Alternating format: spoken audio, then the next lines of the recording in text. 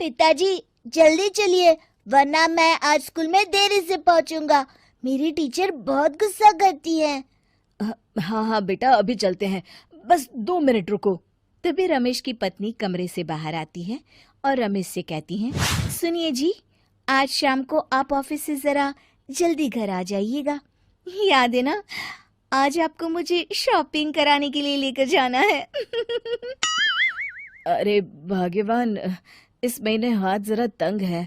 मेरी मानो तो शॉपिंग का विचार कुछ दिनों के लिए अपने दिमाग से निकाल ही दो। मैं तुम्हें अगले महीने पक्का शॉपिंग कराने ले जाऊंगा। अभी मुझे चलना चाहिए, वरना राजू को स्कूल पहुंचने में देर हो जाएगी। देखिए जी, अब आपके ये बहाने पुराने हो चुके हैं। मैं कुछ नहीं जानती। आज शाम को मुझे शॉपिंग करने जाना है, मतलब जाना है। आगे आपकी मर्जी। अच्छा ठीक है भाग्यवान, अब तुम पूरा घर सर पर मत उठाओ, मैं कुछ करता हूँ।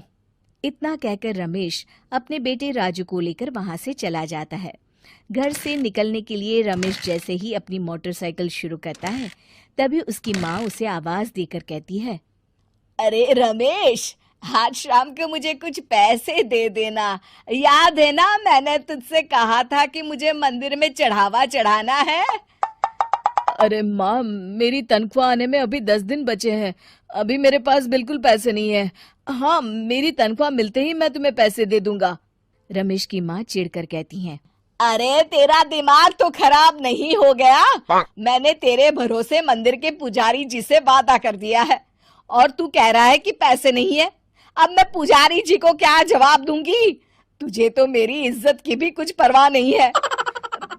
अच्छा ठीक है माँ, अब तुम गुस्सा मत करो, मैं शाम तक कुछ इंतजाम करता हूँ। इतना कहकर रमेश वहां से चला जाता है। फिर दोपहर को जब रमेश अपने दफ्तर में बैठा होता है, तब उसे अपनी पत्नी और माँ की बातें याद आती हैं। रमेश अपने दफ्तर के एक साथी मोहन से कुछ रुपए उधार मांगता है। अरे भाई मोहन, मेरा एक छोटा सा काम कर दो, मुझे कुछ रुपयों की सख्त जरूरत है। मुझे कुछ दिनों के लिए क्या तुम रुपए उधार दे सकते हो? अरे रमेश भाई, मैं तुम्हें पैसे उधार तो दे सकता हूँ, लेकिन मुझे वक्त पर पैसे लौटा देना। वैसे भी मेरा मानना है कि दोस्ती यारी में कभी पैसों का व्यवहार नहीं करना चाहिए। ये कहावत तो तुमने सुनी ही होगी कि उधार प्रेम की कैंची है। मैं नहीं चाहता कि पैसों को लेकर हमारा रिश्ता खराब हो। अरे मोहन, तुम बिल्कुल चिंता मत करो, मैं तुम्हारे पैसे वक्त पर लौटा दूंगा। फिर मोहन रमेश को पैसे दे देता है। शाम को घर आकर रमेश कुछ पैसे अपनी माँ को देता है और साथ ही अपनी पत्नी को भी शॉपिंग कराने बाजार लेकर जाता है। रमेश की पत्नी और उसकी माँ का स्वभाव जरूरत से ज्यादा खर्चीला होने के कारण दोनों हमेशा बेवजह पैसे खर्च करती हैं। फिर एक दिन, सुनिए जी, अगले हफ्ते हमने छुट्टियों में कहीं बाहर जाने का प्लान बनाया था। आपने पैसों का इंतजाम कर लिया ना? अरे अभी कहाँ, अभी तो मेरे पास बिल्कुल पैसे नहीं है। हम कभी और चले जाएंगे। देखिए जी, मैंने सभी सहेलियों से कह दिया है कि मैं बाहर घूमने जा रही हूँ। अगर मैं नहीं गई तो सब मुझ पर हंसेंगी। आप कहीं से भी पैसों का इंतजाम कीजिए जी। इतना कहकर रमेश की पत्नी वहां से चली जाती है।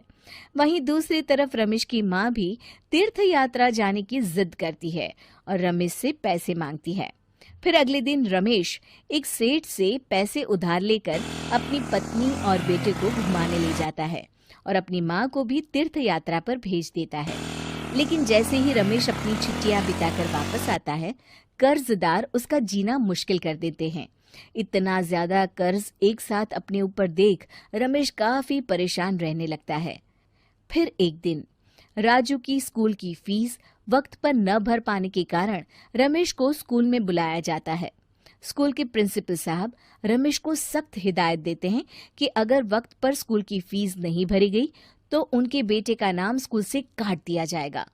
अपने बेटे की स्कूल की फीस भरने के लिए रमेश अपने दोस्त गिरधारी से कुछ पैसे उधार ले लेता है और स्कूल की फीस भर देता है। रमेश की माँ और उसकी पत्नी खर्चे और घर की जिम्मेदारी संभालते संभालते धीरे धीरे रमेश पूरी तरह एक दिन दफ्तर में काम करते समय रमेश की तबीयत अचानक बिगड़ जाती है और वो बेहोश होकर गिर पड़ता है।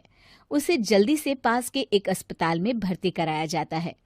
रमेश के घर वालों को ये बात पता चल जाती है तो वे सभी अस्पताल पहुंचते हैं। अस्पताल के डॉक्टर साहब उन्हें बताते हैं, देखिए, देर रात तक जागने और जरूरत से ज्यादा काम करने की वजह से इन्हें चक्कर आ गया था। बेहतर यही होगा कि इन्हें कुछ दिनों के लिए पूरी तरह आराम करने दिया जाए। रमेश की हालत देखकर उसके बेटे राजू को बहुत गुस्सा आता है और वो अपनी दादी और माँ से कहता है, माँ, दादी, मैं इतना छोटा हूँ, फिर भी मैं इतना समझता हूँ कि पिताजी दिन रात दफ्तर में काम करके पैसे कमाते हैं। पिताजी अकेला पूरा घर संभालते हैं और आप दोनों अपने फिजूल के खर्चों के लिए उन पर दबाव डालते रहते हैं। आज पिताजी की हालत के जिम्मेदार तो आप दोनों हैं।